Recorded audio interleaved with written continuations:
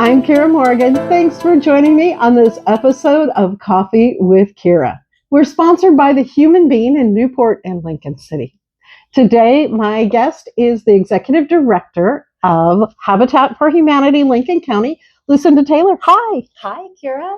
So great to have you here again. There's so much going on. So much going on. But first, let's start with a little introduction for those who may not know about you and Habitat, what you do for our community. So I have been the executive director for just over 7 years now. And Habitat's primary mission is to build affordable homes, build homes and sell them to low-income households through an affordable mortgage. So that's our primary purpose. Our goal, working with our local board of directors made up of community members, really is to increase the affordable housing inventory in our community. And part of that is also maintaining the existing affordable housing inventory. So working with low-income homeowners who might need a few repairs to help make their home more accessible or keep it, extend the life of the home, keep it in compliance. Maybe there's some little something with electrical that's going on that we can help them fix. So we also do advocacy work to help promote legislation that increases access to affordable home ownership through various programs, such as down payment assistance or funding to build more homes, or maybe we also advocate for things like rental assistance to help keep people who are in danger of being evicted because they've gotten behind. Maybe they're unemployed for a minute and they need a little help to get through for a minute. So we advocate for funding for that kind of thing.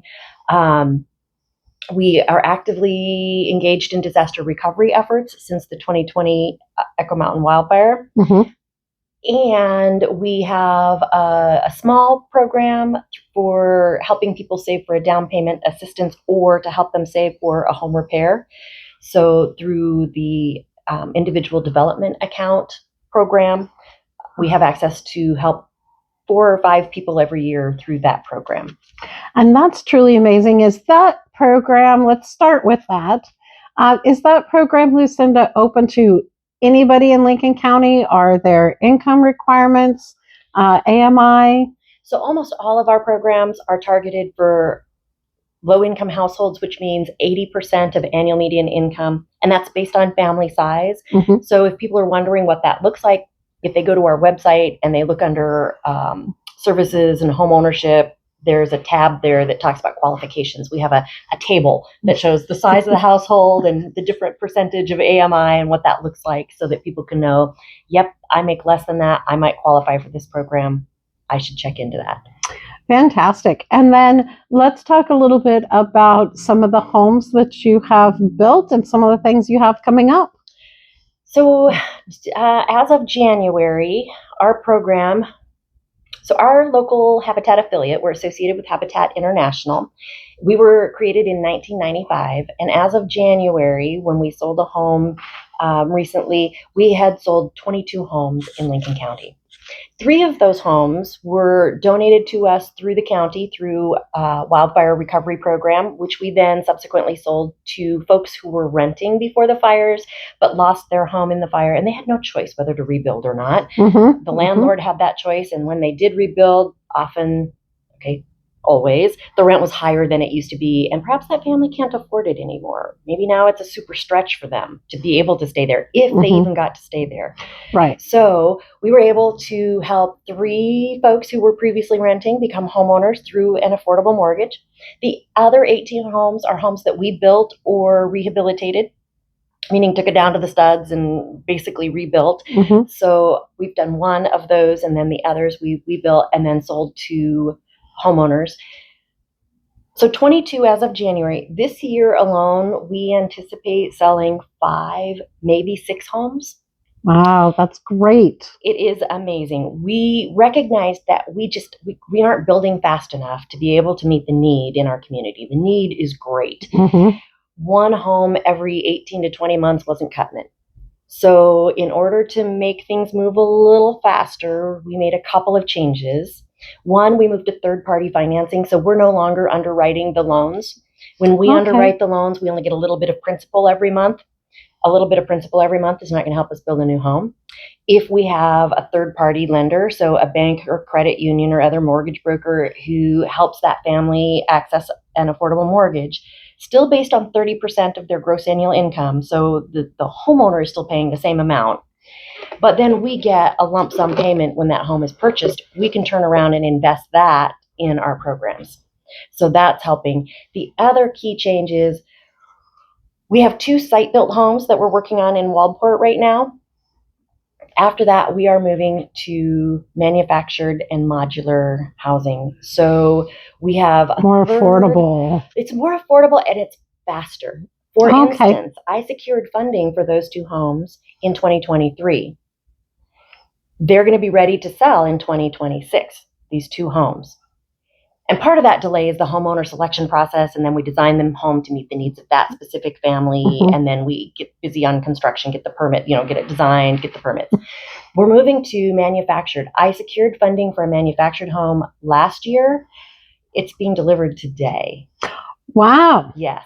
That's great. It's very exciting. So that home should be ready for occupancy within a month, because it takes a little time to hook it all up, do the walkthrough, make sure everything's good, get the certificate of occupancy, any landscaping that has to be done for that, and then do the sale and get that homeowner into their home. So it is so much faster to do the manufactured, and the quality of manufactured homes has come a very long way. We feel they're just as good. Now, in the past, homeowners have been kind of required to kind of pitch in some way and helping with the building. With the switch to the manufactured, that kind of takes that component away. What is the input that the future owners of the home would now need to do? And that's a great question. So some of our homeowners do help build their homes, and that is our preference, that if they're possible, they do the work on the home itself. It helps teach them skills so that they can help maintain their home. They're more confident about knowing when they can do something and when they need to call a professional. Like if it's plumbing, call a professional. Please, plumbing and electrical, call a professional. Exactly, right? But if it's they were moving something and they put a gouge in the wall, maybe they know now how to do that little bit of repair work with the drywall, and they can fix that. So that's our preference. However, a lot of our homeowners aren't really physically capable of helping build the home, or maybe the timing doesn't work out so that they can spend a lot of time on the home build, and so they can put in some sweat equity working in our restores. Okay. They can help with when we're doing events and fundraising. There are lots of ways to put in sweat equity. We are going to be revisiting our sweat equity policy to see, do we continue to require the same number of hours, or now that there's a shortened time frame for people to be able to put them in, do we need to look at that and see, do we need to make some adjustments? We're always looking at our programs to see where do we need to adjust and make it better, and that's one of the areas we'll take a look at. And that is so smart, Lucinda, because everything changes in our world, and it's a constantly moving target, as you know, and so that's really great that you're on top of that. You mentioned the restores. Let's talk about those. You have 2. We have 2 restores, one in Lincoln City, one in Newport. They are doing really well. The restores are a place where we take donations from the community of used furniture, appliances that are still in working order, maybe some small household goods. We do clothing now, so we have a small clothing section. We accept clothes. Building materials, if there are excess materials, we just did a little bit of work on our home, and we had a few sheets of excess drywall. We called the restore, and they scheduled to pick it up. Oh, that's phenomenal. So I was going to say, what if you don't have a truck? You can call and we will pick it up. Now, it does take a week or 2. We're usually scheduled a week or 2 out.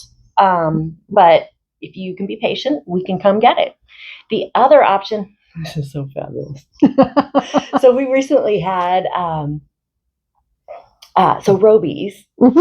In Lincoln City, they do an annual day where they go out and they volunteer their time with a local nonprofit. They recently came and did some volunteer work with us in the restore, did phenomenal work. They had a great time. By the end of the day, we had also worked out a partnership where when they deliver new furniture to somewhere and somebody wants to get rid of their old furniture, they will bring it to us. Oh, Yay! Right? Well, and that's got to save the day for them too. Yes, they don't Because what are they going to do with this couch? They don't want to be putting it into the landfill, right? Right. So it's a win-win all the way Yeah. around. So people can. There are lots of ways that we get furniture. You can bring it to us. You can call us to come pick it up. There are other ways to do that. If there's smaller items, we typically aren't going to come pick up a toaster oven. But if you want to bring your toaster oven or your microwave, If it doesn't fit in your car, you can call them. correct. How's that? Good way to look at it. Yep. Yeah, and we have amazing staff in our restores. Mhm. They are so friendly and so helpful and so dedicated to the mission. I love our staff. And it really helps to provide an opportunity for Habitat to have that income coming in to help the community. It makes that circle kind of complete. So we sell the items at a very reasonable rate. So if somebody's looking for an affordable couch or microwave or an appliance, and sometimes we get new appliances, it's kind of amazing. The income, the net income from the restores after all of our wages and all of the expenses, because they're all expenses, all of that comes to us to help support the mission. So the restores are part of our revenue stream to help us to keep doing what we do. So they keep things out of the landfill. They help people get rid of the things they don't want anymore that are still usable. They sell those items at a very reasonable rate, and they help build homes. Doesn't get better than that, right? That is phenomenal. And the Habitat program could not exist, of course. You mentioned volunteers, but it's also funding. Let's talk about some of the ways that Habitat receives some funds. You've got lots of community partners, right? Tons of community partners. So we have individuals who are passionate about affordable housing, and they contribute. We have businesses that help us out through sponsorships. So we have our home and garden show coming up. So we have some sponsors for that show. We have vendors that are coming, and then that's some income. At that home and garden show, we're going to have a raffle and a silent auction. And so that's where part of the funding comes in. So through fundraising events and those sponsorships from the local businesses that are super supportive. We have a lot of So we have foundation funding. We recently received a couple of different grants to help support a position. Our next project is going to be big for us. It's going to be 9 homes. So in North Lincoln City, I was going to get you there. Sorry, I will go there. But to fill those 9 homes, that's more people. Usually we pick a couple homeowners at a time. To do 9, we need a more robust program. And we want to have a much more robust program for our homeowners before and after their purchase. So we want to develop some different training programs about what kind of things do you need to do to get your house ready for winter? What do you need to do to get it ready for summer? What do you do when you see these kind of symptoms? What to look out for to know when do you need to call that plumber, right? How often do you need to clean your gutters? And is it better to do that yourself? How do you do that? Depends on how young you are. When is it better to call somebody and have them do it, right? All the different things. We want to have some training programs on doing small repairs, right? So we want to have, and on landscaping, maintaining your yard, right? All the things that maybe you don't have to do as a renter, but that you need to know as a homeowner. So we want to develop that. We also are going to need to have more staff time to be able to select those homeowners and go through that process, and the homeowner education of just what that process looks like, all of that. So we got a couple grants that are going to help support some extra staffing for the next year to help us to develop that program, recruit a homeowner services committee. And our committees are all made up of volunteers, so people can volunteer if they want to help out with that. I have several committees anybody can sign up for. We take volunteers in our resource. But back to the funding, so foundation grants, and then local government organizations. The City of Lincoln City has contributed to our next project on a couple of different levels. They helped to provide some funding for some pre-development design work so that we can figure out what's this project going to cost. And they also provided some funding for the geotech survey, the environmental phase 1, phase 2 surveys, things that you have to do again, to know what's it going to take to do this project. Are there any buried tanks under this ground that we need to worry about? That kind of thing. The county recently granted us $50,000 to help with this next project, which is absolutely critical for us to be able to have that funding to help us get to the next level of funding, which is I've applied to the state for what's called Local Innovation Fast Track funding, so LIFT for short, LIFT for home ownership. That provides a certain amount of funding per home based on the number of bedrooms in the home. And then also the sale of those homes to the individuals. That's part of the calculation when we do the pro forma. So that funding from the county is going to help us do all the work we need to do to be able to secure that funding from the state, assuming that we're successful in the concept proposal. The concept proposal has been submitted. If we're invited to the due diligence phase, and the money from the county is going to help us get ready regardless, because if that funding application isn't successful, we still need to be ready for the next opportunity. We've been applying for all kinds of funding for that project. And let's talk about that project. Okay, now I'll let you go. So the Samaritan North Lincoln Hospital donated just over an acre of land in Lincoln City near the hospital. Our organization moved a few years ago to a community land trust model where we maintain ownership of the land. We sell the home to the individual, and then there are 2 deed restrictions. Can only ever be sold to a household at 80% annual median income or less. And there's a resale formula that keeps it affordable for people at that income level. So for instance, I just sold a 2-bedroom home. The affordable base price was $135,000. That's affordable. Yes, it is. But when they sell, they can only sell for $135,000 plus 25% of the change in appraised value from the time they purchase to the time they sell. Now, this project that we're doing. So they do get something out of it. Yes, they do. They get what they've paid into principal. So they've got a mortgage that they're paying against, and every month some of that goes into against principal. So that's equity for them. It's not like when you pay rent and the whole thing. Right. A portion of their mortgage, of course, goes to their taxes and their insurance, and $50 a month for the land lease fee to us. But then there is some principal. So they're building that plus 25% of the change in appraised value. Now, back to this property that we're about to develop, there is a 3rd deed restriction. Samaritan Health employees, or any future iteration of Samaritan Health, if it ever merges or changes or whatever that hospital system continues to be, that hospital system, employees of that system will have first preference for purchase.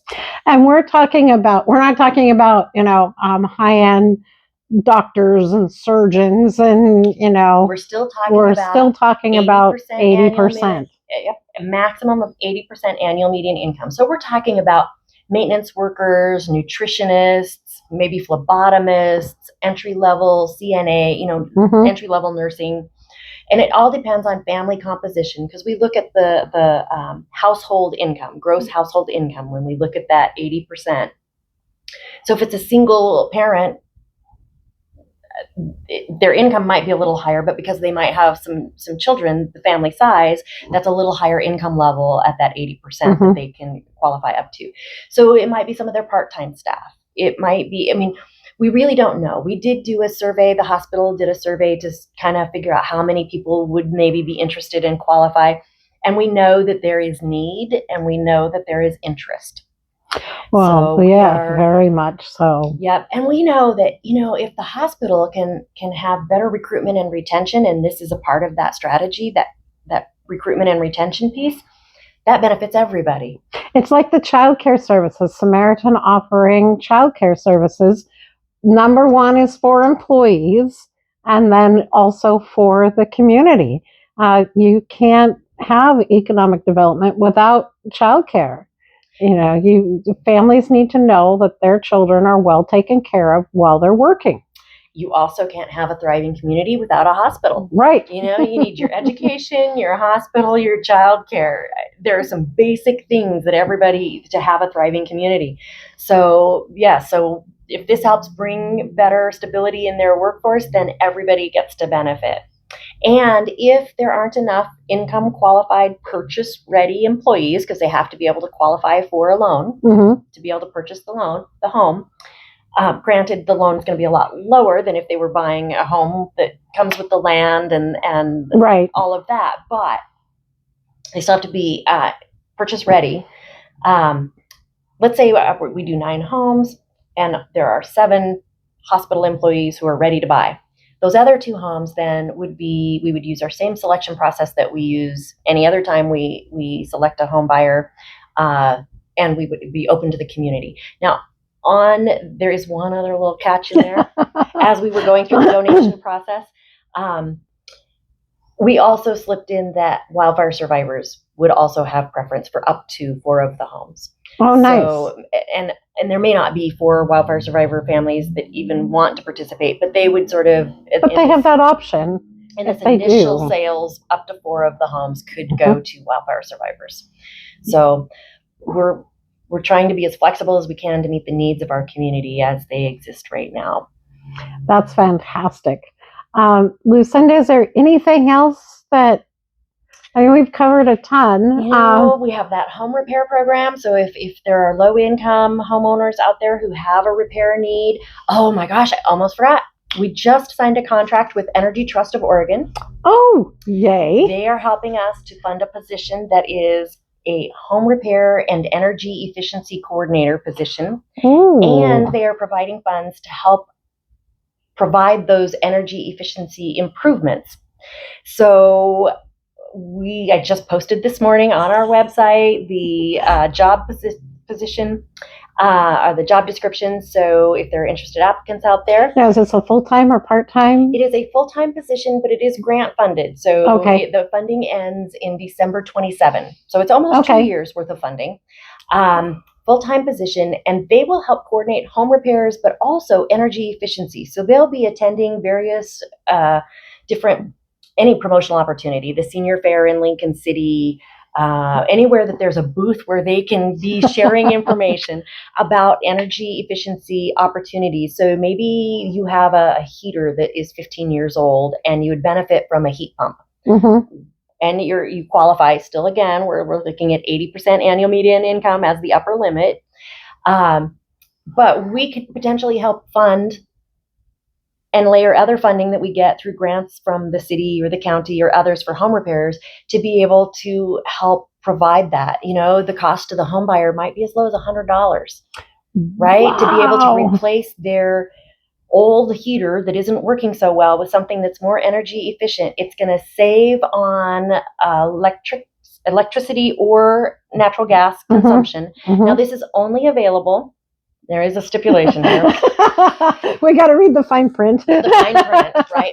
Because of the source of the funding, it is only available to customers in the Pacific Power and Northwest Natural areas. So North Lincoln County. Most North Lincoln County. Northwest Natural does extend down a little bit further. But so let's say that you have a heater that's fueled through natural gas, then we would be able to look at, can we put in something more efficient that uses natural gas? Let's say you're on Pacific Power and it's an electric heater. We would look at, can we put in something that's more efficient that uses electricity if you fall within one of those areas. So our goal is to help as many low-income homeowners as possible switch to more efficient, lower their heating bills, to help them to be able to afford the rest of their life expenses, like the increasing homeowner insurance that, property insurance is going up. I know. Right? So helping lower their occupancy costs while also reducing energy consumption overall to help our environment. And now you just sparked another question. Yeah. So Lucinda, when it comes to property taxes, you guys own the land. They own the house. How is the property taxes divided up? Because there's lots of add-on taxes with, schools and veterans and, all those extra add-ons. Who pays for that? How does that work? As a nonprofit, we file for property tax waivers Okay. every year, and we have to file every year on these properties. I have to submit saying, yes, this home has not been sold to somebody who is over 80% annual median income. Mm-hmm. So the property itself, the land is not taxed, but the development is. So if you look at Okay. your property tax bill, you're going to see the land value and the developments, and then that's what they use that total to calculate the property tax. On these homes, it will only be on the development itself. Okay, So and that's the homeowner that pays and it's the that homeowner part. that pays it, typically through their mortgage, just Okay. like any Yep, other home normal. purchase, through the escrow. So, but their property taxes are going to be lower because they're not paying on the land.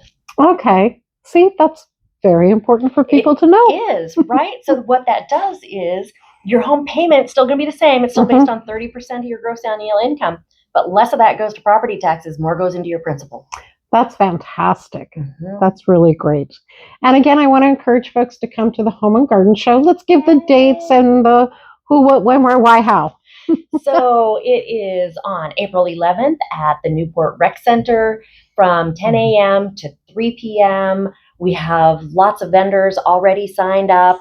We're going to have a bunch of different things that we are raffling, other items that are silent auction. So this is our biggest fundraiser of the year. We hope folks will come out. We haven't secured them yet, but there will probably be either some glitter tattoos or face painting or something for the kids. I think you had that last year. We did. We're pretty confident we're going to get it back this year, but we haven't actually signed on the dotted line. Yeah, haven't confirmed yet, but I'm pretty sure we'll have. And you had music? Yeah, we did. We had last year. We even had Earl the Bard, one of our Restore employees. He's amazing. He does Ren fairs and he tells a story. He's amazing. But also ArtFit will be there. So ArtFit was there last year performing. They're going to be there again this year, and they do the ropes, the aerial acrobatics. Yes, with the silks. Silks. There you go. Yes. Yeah. So they're going to be there again this year. We're excited about that. We're going to have hot dogs for sale. Because evidently hot dogs we have to laugh because and that all got started at the Newport Chambers Seafood and Wine. It did, yep, Seafood and Wine. They asked us if we wanted to partner to do hot dogs, and so Hot Dogs for Homes was born. We've been out at the Toledo car show, and now we're going to be at we were looking for vendors. We're looking all over for food vendors. How are we going to do this? What are we going to do? Who do we contact? It's like, wait a minute. We can do this ourselves. We have hot dogs. So I love it. So, so it's going to be a lot of fun. There will be and informational for homeowners. Absolutely. We have the garage door sales will be there. There's usually the leaf guard or gutter folks. Mm-hmm. Most wanted painters. They've been there every year. They're amazing. We have roofing, this year we have a couple of manufactured home producers who are going to be there. So they'll have floor plans and information about their the manufactured homes. These are folks that we're working with already for placing homes that we're purchasing. Mm-hmm. So, and then there's also a contractor that helps prepare the land for the placement of a manufactured home. We'll have information there. So if people are looking for repairs or improvements to the home they already own, or if they're looking for information about what does it take to get a manufactured home placed on land, right? What does that involve? They can come out and find out. They can check in. There'll be some real estate agents there. I think that the Lincoln County Board of Realtors is one of our sponsors. They'll be there. They're amazing. They are. I just love the realtors in our community. They're always so supportive and just so helpful. And they volunteer and do all kinds of great things. They do. I love our community. We have so many people who are dedicated to making it a better place. So many nonprofits that are out there doing good work. And the people who support those nonprofits, I love. And everybody works, for the most part, everybody works together really nicely. Yes. Like, for instance, you and Northwest Coastal Housing, both providing amazing opportunities for people to have a place to live, just in different ways, and you guys work really well together. As a matter of fact, I believe you're a board member. I am a board member of Northwest Coastal Housing. Yes, I am, and I'm learning so much from Sheila. Sheila Stiley, the executive director, she's amazing. And we actually are partnering on a home. They were able to place a manufactured home in Garden Estates through a contract with the state for a wildfire survivor. They don't typically do home ownership, so we helped with prepare that future homeowner for the purchase. Where actually that should happen any day now. They're just waiting on the final certificate of occupancy, so that person should get into their home soon, please. And then we will, when they transfer ownership to that homeowner, they'll also transfer ownership of the land to us, and then we have the community land trust, and we'll lease the land to the homeowner. So we've partnered on that. I know they have the tiny homes grand opening, or the ribbon cutting on the tiny homes is tomorrow, Friday the 6th at forget 1 p.m. I think 1:30. 1:30. There we go. So that's coming up. They're doing amazing work out there. I forgot to mention, speaking of partnerships with nonprofits, the Newport Food Pantry is going to have a booth at our Home and Garden Show. And for anybody who brings a non-perishable food item to donate, they will get a free raffle ticket for our raffle. Oh, so awesome. We are happy to partner with them and help support food security in our community at the same time that we're helping folks with home. And we actually have a garden something. We've struggled to get nurseries at our Home and Garden Show, but we have some succulents that will be there. Oh, good. So and is the OSU Extension Master Gardeners, I am not sure. I haven't looked to see who all is signed up yet. I'd have to double check, but okay. They have been in the past. We'll have to double check. It's on a Saturday, which makes it tricky for them sometimes. Yeah, some of their volunteers. Yeah. So I'm not positive, but we are thrilled to have that. And they're constantly putting new vendors in. We are. We're still signing people up. We still have room for sponsorships. Yes. We still have room for vendors. We are happy to accommodate anything that has to do with the home or the garden. And if you think about it, almost everything has to do with home, right? I mean, you've got home decor, you've got your painters, you've got there's just so much good stuff. Well, Lucinda, I can't thank you enough for being here with me today and sharing with us about Habitat for Humanity of Lincoln County and all the amazing things that you're doing. I love doing interviews with you. It's always Kiera. So informative. So I'm Kiera Morgan. Thanks for joining me on Coffee with Kiera. Again, we're sponsored by the Human Being in Newport at 6th Street and Highway 101 in Lincoln City at the north end of town on the west side next to TLC Credit Union. Thanks for joining me. I'm Kiera Morgan.